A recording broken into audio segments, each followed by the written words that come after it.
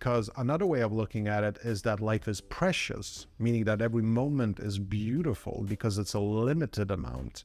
Another perspective is that because it's limited, you can make each moment count. Because life is limited, you don't want to waste most of it working on some dead-end job. The idea of the end of time, it should get you excited about being awake, even when not doing anything. It should give you the motivation to make the most of it. And motivation is very important. Now, when I was younger, I read so many books about motivation and I listened to a lot of gurus, and I was desperate for a spark of motivation because when I was young, I just wasn't feeling motivated, And as I've gotten older, I find that it's easier to actually be motivated.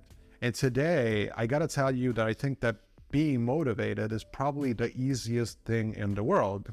So what's the secret? Well, the secret is actually just finding the things that you love. If you're doing something that's just boring, it doesn't make you happy or fulfilled, don't do that. If you have something when you need to find motivation to keep doing it, you've obviously picked the wrong area, Basically, if you do what you love, you will never need to find ways to motivate you. Now, there are methods to make yourself feel more motivated, and some are very efficient.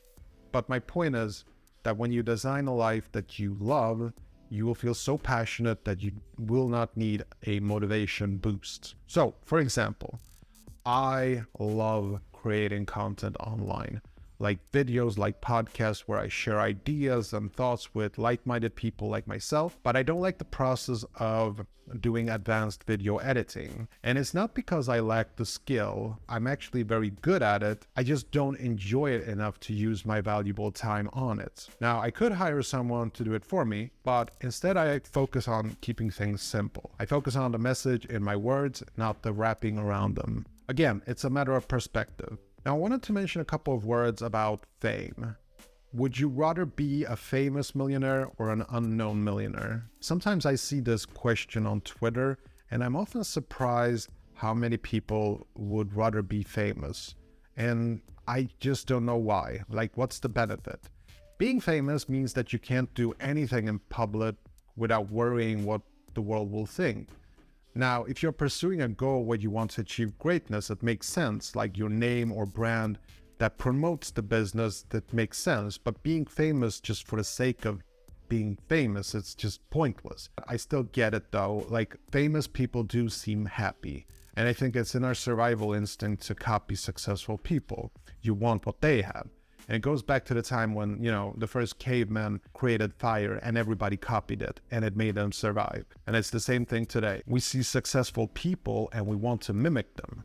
But I'm saying copy the skills, not the fame. Fame is a byproduct. It doesn't provide happiness. Okay, so here's the truth about happiness. Nobody really knows what it is. Nobody understands it.